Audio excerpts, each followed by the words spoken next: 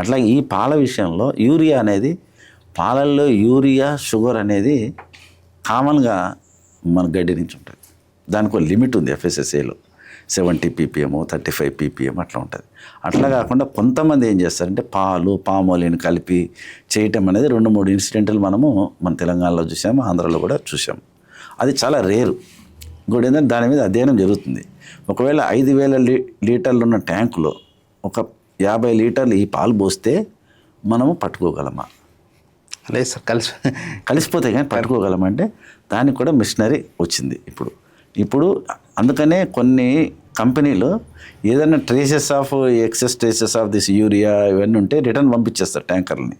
వాళ్ళు బయట అమ్ముతున్నారు అనేది ప్రచారం వస్తుంది. యాక్చువల్ ఏంటంటే అందుకనే బిఎంసీ సెంటర్లు ఉంటాయి, అంటే బల్క్ చిల్లింగ్ సెంటర్లు వస్తాయి ఇవి పాలకి.